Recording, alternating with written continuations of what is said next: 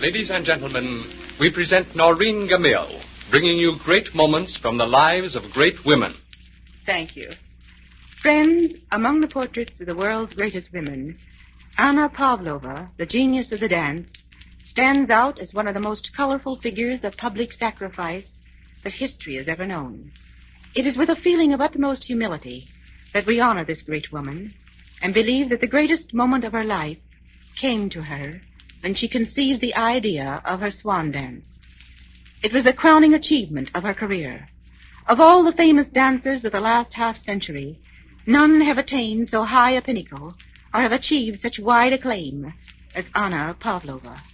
This frail wisp of a woman, who was trained in the Imperial School of the Ballet in St. Petersburg, Russia, was seen by more people in the world than any dancer who has ever lived. And to speak of Pavlova is to remember the swan, the dance which carried her to fame more quickly than she had ever dreamed. It was in St. Petersburg, during the early part of her career, that the idea of the swan was born. She was walking in the gardens with Michael Fokine, her director, when suddenly she stopped and caught her breath.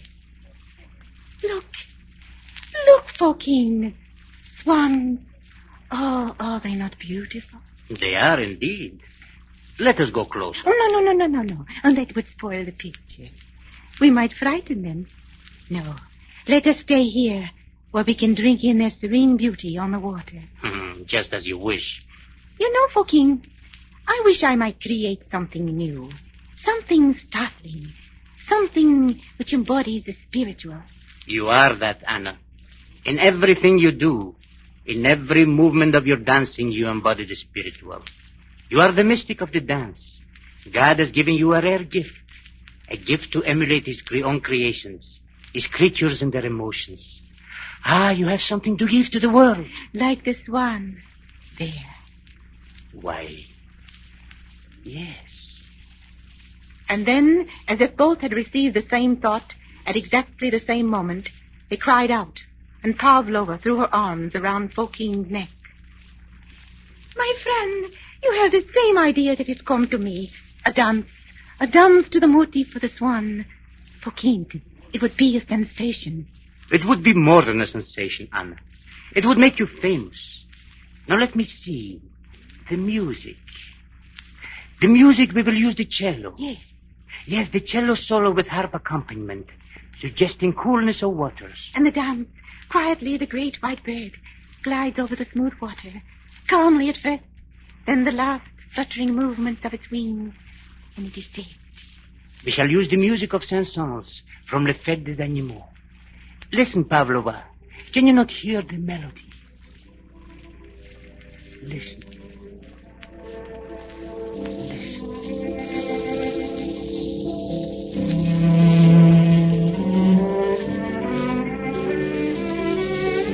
Le cygne, the passing of the swan.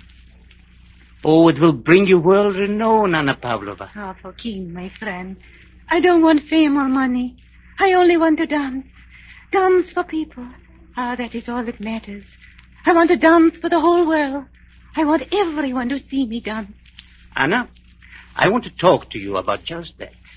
You must rest more. If you do not reserve your strength, everybody in the world will not get to see you. I am strong. My dancing makes me that way. But the strain. You should not play continuously to every small hamlet in town. Now that your reputation is established, you should reserve only your appearance for the cities, for the great places. You could demand more money, which would eliminate the tours, the many small tours which are so unnecessary. My dear Fokine, I repeat, I want to play in every village in the world. I want to entertain beggars and kings alike. Oh, what do I care? Just as long as they want to see me. Oh, but you are killing yourself. Nonsense. I shall be dancing the swan when you have a beard to your knees. Yes. The swan. Now in the first part, the quiet calm.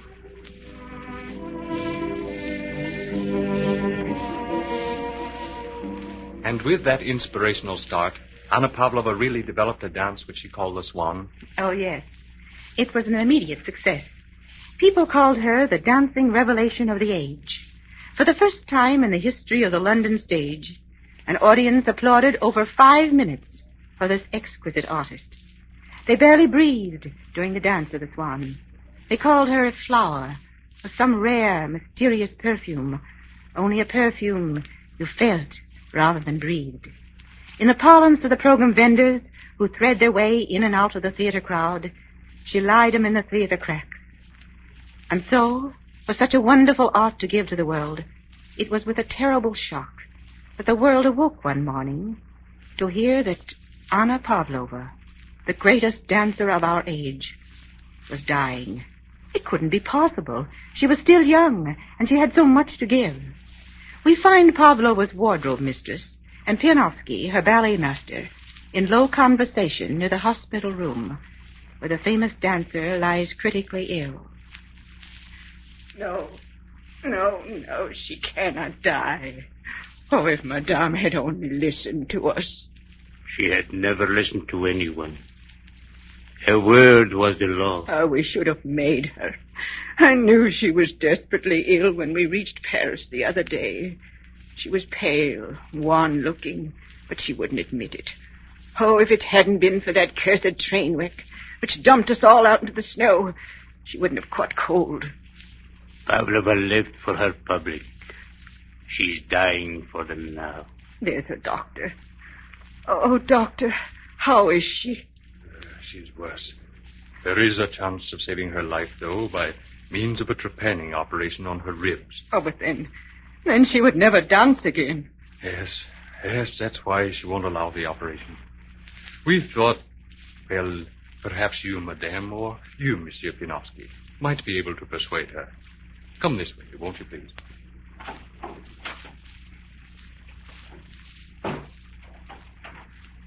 My little one, Manya is here to help you. Pavlova. Manya, I cannot help myself. This being ill. They want to operate. Manya, Pianovsky, don't let them operate. Don't let them. You know what it would mean. What it would mean to me. Yes, Madame. I'm dying. Oh, doctor, ease my pain. I can't breathe. I must breathe for my next number.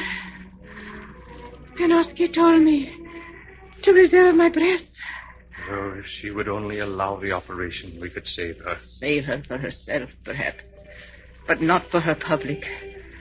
That would not be Pavlova. Listen. She's trying to say something. Manya, it is time. About time. Palestine. Hurry. Bring my swan costume. Listen. There's the music. Look at her arms, Manya. Yes.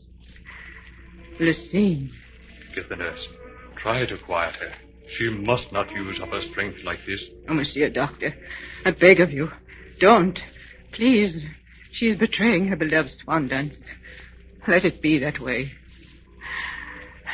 Very well, Madame. Very well.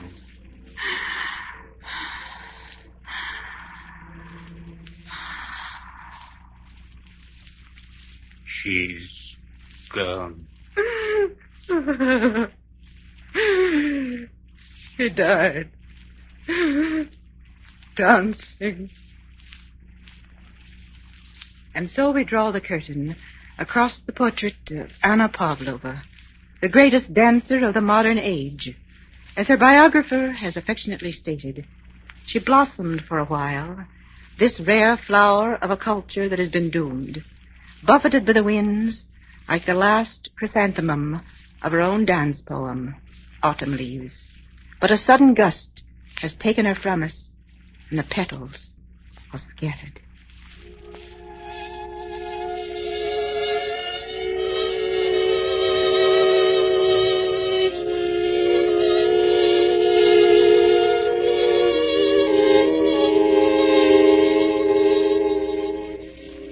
At this point in the program, we plan to insert your 2.5-minute commercial. This type of program seems ideally suited for one of the many products on the market purchased by women. It suggests that your commercial copy can be written in such a fashion that you can convince the listener that the discovery and use of your product brings a great moment in the life of every woman.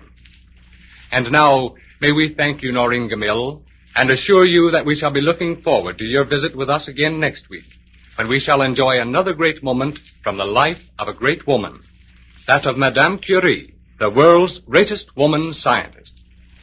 Your announcer has been David Jordan, and this is the Columbia Broadcasting System.